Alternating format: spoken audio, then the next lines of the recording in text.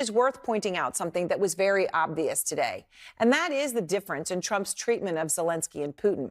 Putin got the literal red carpet treatment in Alaska, right? I mean, the red carpet was rolled out, complete with hand clapping by the president of the United States, a ride together in the presidential armored car. Not so for Zelensky. He just got a handshake outside the White House and a gesture of approval at his military-style suit. I use those words very explicitly because the suit, by the way, apparently was confirmed in advance by White House staffers, right? The sartorial choices of a president being what was deemed to be important because they were perhaps afraid of Trump losing his temper at Zelensky's close, as he did in that unforgettable fiasco of their last meeting. Zelensky was flanked when he arrived in that military-style suit by 7 European leaders. They were there to ensure today's meeting was not a repeat of what happened in that tense and embarrassing Oval Office meeting in February. That's, of course, when Trump accused Zelensky of not being grateful. And J.D. Vance asked him, have you ever said thank you? Well, today, Zelensky just swallowed it, okay? He got in line and he said thank you a lot. Thank you so much, Mr. President. Thank you for the invitation. Thank you very much for your efforts, personal efforts to stop killings and stop this war. Many thanks to your wife. Thank you very much for the invitation. I guess 2 things are worth saying. One, Zelensky has always said thank you. It's not as if it's ever been something that has been eliminated. So I think that's important to say. But in the case of what we saw today, that was a whole lot of thank yous to assuage Trump's ego. As Trump appeared today to flip-flop on something crucial, which is also worth highlighting, because he is now echoing Putin in saying that a ceasefire isn't necessary. I don't think you need a ceasefire. You know, if you look at the 6 deals that I settled this year, they were all at war. I didn't do any ceasefires. Well, it's interesting as to whether this is rhetorical or reality. I mean, before Trump met with Putin last week, he was unequivocal that a ceasefire was exactly what was required.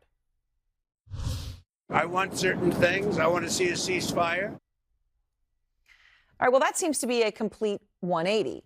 And Trump tonight is echoing Putin in another issue, a hot mic moment, actually, that he didn't expect us all to hear. So let's play it for you. It was a hot mic caught on tape. Here's what he just said. I think he wants to make a deal for me. You understand that? As crazy as it sounds. You hear what he said? I think he wants to make a deal for me.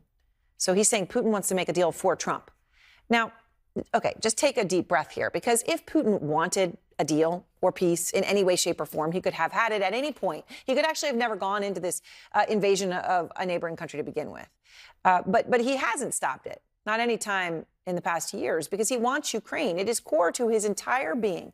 And any peace deal that he signs will not change that. And Putin takes a long view, not just on Ukraine, which, of course, he takes back many centuries, but also in the context of Russia, which has a long history of invading, occupying, and bombing other countries. Since 1919, of course, the Russian Revolution, just take a look at the list of countries Russia has attacked. Poland, Azerbaijan, Armenia, Georgia, Finland, Hungary, Czechoslovakia, Afghanistan, Syria, Ukraine. I mean, think about that. Poland's on that list. And by the way, when it comes to Ukraine, Putin has been anything but honest. I mean, when he went into Crimea, when Obama was president, he went before the cameras back in 2014 to insist that, no, it's not me. It's not the Russians who are behind an invasion in Crimea. God, no. There's nothing to see here. It's somebody else dressed up as Russians. There are many uniforms there that are similar.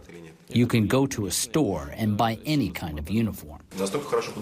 But were they Russian soldiers or not? Those were local self-defense units. Yeah, you could just go in a Spirit Halloween store and buy a costume. Well, as we now know, it was Putin who deployed Russian troops to Crimea, a place that, by the way, at the end of this war, he is almost certain, he thinks, to walk away with as part of Russia.